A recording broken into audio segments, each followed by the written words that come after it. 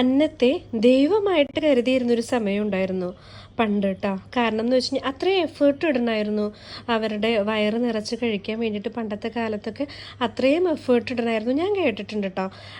ഇങ്ങനെ എൻ്റെ അമ്മച്ചിയൊക്കെ പ്രഗ്നൻ്റ് ആയിരിക്കുന്ന സമയത്ത് വിശന്നിട്ട് പാടില്ല. അപ്പോൾ ആ സമയത്ത് ഒന്നും കിട്ടാതിരിക്കുന്ന ഒരു സമയത്ത് പോയിട്ട് ഇങ്ങനെ പപ്പായ വരെ പുഴുങ്ങി കഴിച്ചു എന്നൊക്കെ ഞാൻ കേട്ടിട്ടുണ്ട്. അതിന് ഭയങ്കര ടേസ്റ്റ് ആയിരുന്നു കൂടി ആ സമയത്തെന്ന് പറയണ കേൾക്കാട്ടോ.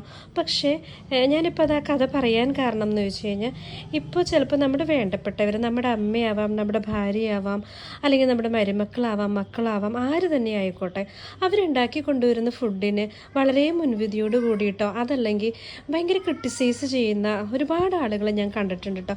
എന്തിനു കൊള്ളാം, കഴിക്കാൻ പറ്റുന്നില്ല, അത് ടേസ്റ്റ് ഇല്ല, ഇങ്ങനെ. നമുക്കൊരു കാലമുണ്ടായിരുന്നു, എനിക്ക് തോന്നുന്നു ശരിക്കും പറഞ്ഞു കഴിഞ്ഞാൽ പട്ടിണി ദാരിദ്ര്യം അറിഞ്ഞവന് ബാക്കി എല്ലാത്തിനും ഭയങ്കര രുചിയായിരിക്കും. ഉപ്പൊഴിച്ച് കഞ്ഞി കുടിച്ചാലും അതിന് ഭയങ്കര രുചിയായിരിക്കും. ഇപ്പോഴത്തെ കാലത്ത് അന്നത്തിന് വേണ്ടി അത്ര എഫേർട്ട് ഇടുന്നില്ലെങ്കിലും ചിന്തിച്ചാൽ മതി, നമ്മൾ അതിൻ്റെ പിറകെ നമ്മുടെ അമ്മമാരാണെങ്കിലും നമ്മുടെ വേണ്ടപ്പെട്ടവരാണെങ്കിലും എത്ര സമയം എടുത്തിട്ടായിരിക്കും അത് ചെയ്യുക അല്ലേ. അവർക്ക് എത്ര അധ്വാനം ഉണ്ടാവും. പിന്നെ അവരത് കഴിക്കുമ്പോൾ നിങ്ങളുടെ വയറ് നിറയണം, അതുപോലെ തന്നെ നല്ലൊരു വേർഡ് കേൾക്കണം എന്നൊക്കെ വിചാരിച്ചിട്ടായിരിക്കും ഈ കൊണ്ടുവരുന്നത്. അപ്പോൾ വരുമ്പോൾ തന്നെ അയ്യോ ഇതിന് ഉപ്പ് കൂടുതലായിരുന്നു, ഇതിന് മുളക് കൂടുതലായിരുന്നു, ഇതിന് ആ ടേസ്റ്റ് ഇല്ല, ഈ ടേസ്റ്റ് ഇല്ല. ഒരു പക്ഷേ നമ്മൾ പട്ടിണിയിൽ നമ്മൾ 2 ദിവസം പട്ടിണി കിടന്നിട്ടാണ് ആ ഫുഡ് നമുക്ക് കിട്ടണമെന്നുണ്ടെങ്കിൽ അത് കഴിച്ച് നമുക്ക് ഒന്നും പറയാനുണ്ടാവില്ല അല്ലേ. അപ്പോൾ നമുക്ക് റീസണബിളായിട്ട് ഇപ്പോൾ യാതൊരു ദാരിദ്ര്യം ഇല്ലാതെ ഫുഡ് കിട്ടണോ, വേറെ പ്രശ്നങ്ങളൊന്നുമില്ല. അപ്പം നമുക്ക് ഈ പറയും പോലെ ക്രിട്ടിസൈസ് ചെയ്യാനായിട്ട് വളരെ എളുപ്പമായിരിക്കും.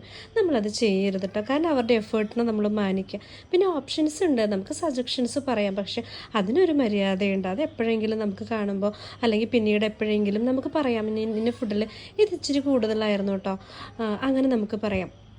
അപ്പോൾ നമ്മളിതൊന്നും ശ്രദ്ധിക്കണേ. നമുക്ക് ഫുഡ് ഉണ്ടാക്കി കൊണ്ടുവരുന്നവർ നമുക്ക് നല്ലൊരു വാക്ക് പറയാൻ പറ്റിയില്ലെങ്കിൽ പോലും അവരെ ക്രിട്ടിസൈസ് ചെയ്തിട്ട് കൊണ്ടുവന്ന് കഴിച്ച് നമുക്കൊരു നല്ല അപ്രീസിയേഷൻ കിട്ടാൻ വേണ്ടി നിൽക്കുമ്പോൾ അവരോട് നമ്മളത് മോശമായിരുന്നു എന്ന് പറയുമ്പോൾ അവർക്കുണ്ടാകുന്ന ഒരു മാനസിക ബുദ്ധിമുട്ട് നമ്മൾ ഓർക്കണേ.